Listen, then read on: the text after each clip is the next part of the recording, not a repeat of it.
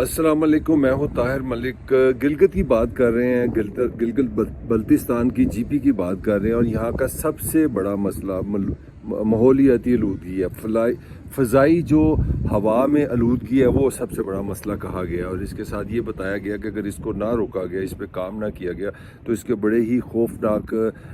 قسم کے اس کے اثرات ہوں گے۔ اور اس کے علاوہ کچھ سلوشن بھی بتائے گئے ہیں۔ یہ کس نے کہا ہے، کس نے سلوشن دیے ہیں، یہ آج کا میرا ویلاگ ہے، اور یہ بتانے والے حفیظ الرحمان، یہ یہاں کے سی ایم رہے ہیں، چیف وزیر اعلیٰ رہے ہیں 5 سال، اور ان کا تعلق پاکستان مسلم لیگ نون سے ہے۔ یہ اس کے 5 سال یہاں کے سی ایم رہے ہیں، یہاں کو سمجھتے ہیں، ایڈمنسٹریشن کو سمجھتے ہیں، اس علاقے کے مسائل کو سمجھتے ہیں، سیاست میں ہیں۔ اور آج کل وہ یہاں پہ کیونکہ پی ٹی اے کی حکومت ہے، وہ اس وقت پاکستان مسلم لیگ نواز جی پی کے پریزیڈنٹ ہیں، اور وہ ان کی جو سیاست کا محور ہے وہ جو آپ سمجھ سکتے ہیں، جو پورے پاکستان میں وہ بھی اسی طرح کرتے ہیں۔ میری ان سے جو ملاقات ہوئی تو میں نے ان سے پہلا سوال ہی یہی کیا، میں نے کہا آپ کے خیال میں اس علاقے کا سب سے بڑا مسئلہ کیا ہے؟ تو میرے لیے بڑی جو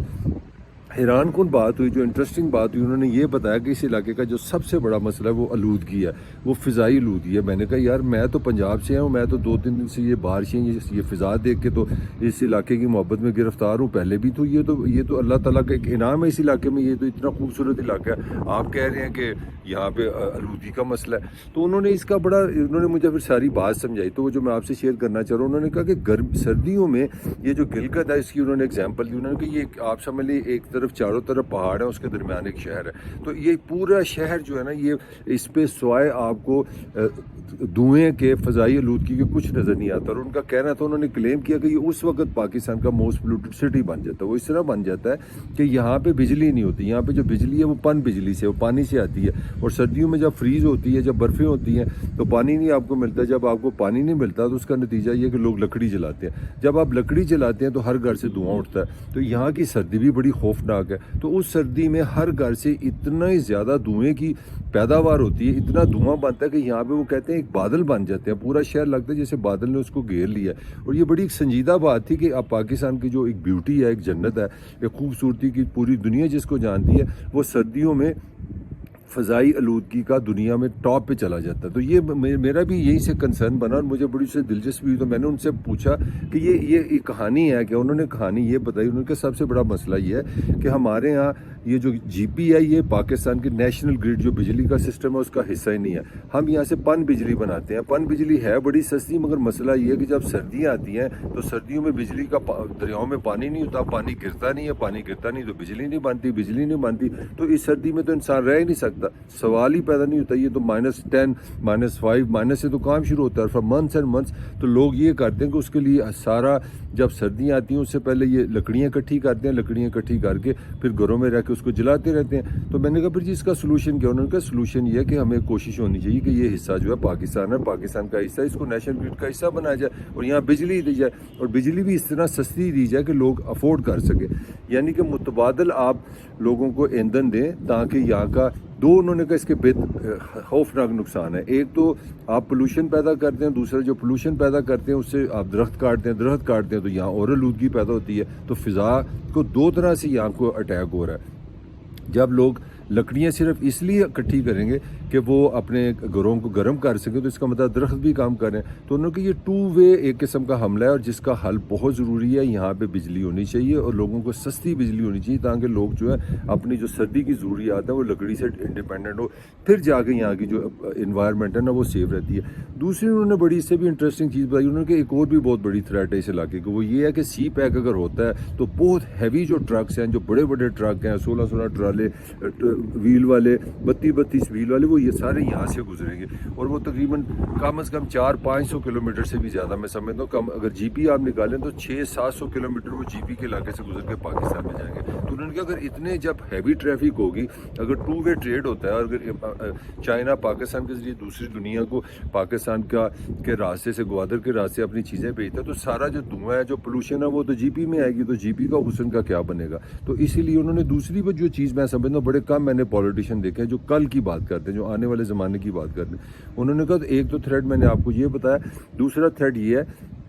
پھر میں نے ان سے یہ پوچھا، میں نے کہا جی اس کا سلوشن کیا ہے؟ انہوں نے کہا اس کا آسان سلوشن ہے کہ یہاں سے جو وہیکلز گزریں ان کو اس طرح کی ان کی ٹیسٹنگ ہونی چاہیے، وہ کاربن کم بنائے، وہ ایک آلہ ہوتا ہے ایسا باقاعدہ، وہ لگ جاتا ہے، باہر کی دنیا میں یہ کیا جاتا ہے، پیٹرول کا خاص استعمال ہوتا ہے، اس میں لیڈ والا پیٹرول استعمال کرنے دیا جاتا ہے، ڈیزل کی پابندیاں ہوتی ہیں کہ آپ دھواں کم سے کم پیدا کریں، آپ کاربن کم سے کم بنائیں تاکہ وہ ہو، اگر پاکستان کے لیے سی پیک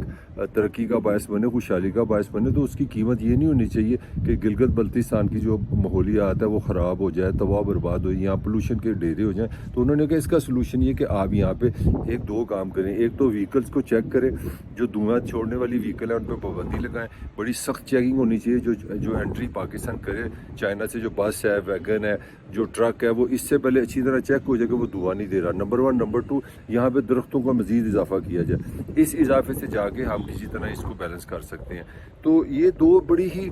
میں سمجھتا ہوں انٹرسٹنگ چیزیں، اور بڑی مجھے اچھی بات لگی کہ وہ یہاں پہ اپنا سمجھتے ہیں کہ آلودگی کا جو مسئلہ ہے، اس کے ساتھ انہوں نے تیسرا ٹورزم کا بھی مسئلہ بتایا۔ انہوں نے کہا ہماری یہ بھی کوشش ہے کہ ہم یہاں پہ کوشش کرتے ہیں کہ جو ٹورسٹ ہیں ان کو ایجوکیٹ کریں، ان کو سمجھائیں کہ یہ آپ کا علاقہ ہے، یہ آپ کی آنے والی نسلوں نے بھی دیکھنا ہے، یہ اللہ تعالیٰ نے ہمیشہ کے لیے بنایا، قیامت تک رہنا، اور اس کی حفاظت کرنا، اس کو بچانا آپ کی ذمہ داری ہے۔ ایک بات انہوں نے بڑی ایک انٹرسٹنگ بتائی، انہوں نے کہا انگریز کے زمانے میں جب یہاں پہ انڈائریکٹلی انگریز کی تو حکومت تھی، پھر اس سے یہ علاقہ جو تھا کشمیر کے تحت تھا، مہاراجے کے تحت تھا، تو انگریزوں نے بھی یہاں پہ حکومت کی، مہاراجوں نے بھی کی، تو اس زمانے کے انہوں کی ایک ٹریڈیشن تھی کہ وہ انگریز سرکاری ملازمین کو لکڑی سال میں تحفے کے طور پہ دیتے تھے، انہیں بطور ملازم، کیونکہ سردی آتی تھی تو ان کو دیتے تھے۔ تو یہ ایک بڑی بری ٹریڈیشن تھی کہ یہاں پہ جناب سرکاری طور پہ جو لکڑی کا بیجا استعمال تھا، درخت کاٹے جاتے تھے۔ تو انہوں نے بڑے فخر سے مجھے بتایا کہ انہوں نے جو اپنے 5 سالہ دور حکومت میں جو اچھے کام کیے، انہوں نے کہا ایک کام سب سے اچھا مجھے یہ لگا، میں نے ان سے پوچھا آپ کے ذہن میں سب سے اچھا کام کیا؟ انہوں نے کہا میں نے سب سے اچھا کام یہ کیا کہ میں نے اس کو ختم کیا۔ میں نے کہا یہ سرکار حکومت خود لکڑیاں نہیں دے گی سردیوں کے مقابلے کے لیے، اس کے لیے پھر میں نے ان کو پیسے دینے شروع کر دی، ان کو گرانٹ دینی شروع کر دی، یعنی کہ ان کو فائنینشلی سپورٹ کی کہ آپ لکڑیاں نا، آپ دوسروں کو متبادل اس کے لیے نا ایندھن لائیں۔ تو پوائنٹ سارا وہ یہی تھا کہ یہ اگر دنیا کی خوبصورت جگہ ہے، یہاں پہ اتنی 6-7 دنیا کے ٹاپ پیکس ہیں، دنیا کے ٹورسٹ ہیں، دنیا کے جتنے بھی ایڈونچر ٹورسٹ ہیں ان کی یہ ڈارلنگ ہے، وہ یہاں آنا چاہتے ہیں۔ بلکہ مجھے یاد ہے کسی نے بتایا کہ ناگا پربت میں گیا، وہاں کوئی بہت مشہور ہے زمانہ کھو پہ ماتا، تو وہ ٹیم وہ گئی تو ایک گر گیا، تو وہاں پہ نا ایک بندہ ان میں وہیں پہ برف میں گر کے وہ سامنے دنیا سے چلا گیا۔ تو جو باقی کی ٹیم تھی انہوں نے وہاں دعا کی اور بڑا اس کو مبارکباد دی، وہ بڑے خوش تھے، انہوں نے کہا یہ اس کی بڑی خواہش تھی کہ وہ ناگا پربت کا ساری زندگی حصہ بن جائے، اور وہ اس کا حصہ بن گیا۔ تو دنیا تو اس طرح اس علاقے کو پوجتی ہے، اس سے محبت کرتی ہے، اس کے لیے دعائیں کرتی ہیں، اور ہم لوگ ہیں کہ ہم نے کبھی اس کو غور ہی نہیں کیا کہ ہم نے اس کی خوبصورتی کو کس طرح بچانا ہے۔ اور میں سمجھتا ہوں یہ میرا جو یہاں کا قیام ہے، اس سے مجھے یہ چیز بڑی سمجھ آئی ہے کہ اس کا جو حسن ہے، اس کی جو ماحول ہے، جو پوری دنیا کے لیے ایک اٹریکٹیو ہے، وہ تب ہی رہے گا کہ اگر ہم اس کے لیے بچاؤ کریں، ایسی پالیسیز لے گئے، ایسا کام کریں اور اس کی حفاظت کریں۔ اس کی حفاظت کے لیے جو سب سے بڑی جو چیز مجھے نظر آئی ہے، ایک تو وہیکلس پہ پابندی ہونی چاہیے، جو دھواں دیتی ہیں ان کو یہاں آنا نہیں چاہیے، درختوں میں اضافہ ہونا چاہیے، اور لاسٹ ناٹ دا لیسٹ یہاں پہ لکڑی جلانے کی پابندی ہونی چاہیے۔ لکڑی جلانے سے ایک تو آپ کے درخت کام ہوتے ہیں، دوسری آپ کی پولوشن بڑھتی ہے، اور اس کے لیے آپ کو متبادل انرجی دینی ہوگی۔ یہ ریاست کا کام ہے، یہ حکومت کا کام ہے، یہ سیاستدانوں کا کام ہے، ان کو کرنا چاہیے۔ ہمارا کام ہے ایز اے جرنلسٹ اس چیزوں سے لوگوں کو آگاہ کرے۔ اس کے ساتھ ہی طاہر ملک کو اجازت دیجیے، آپ سے پھر ملاقات ہوگی۔ اللہ حافظ۔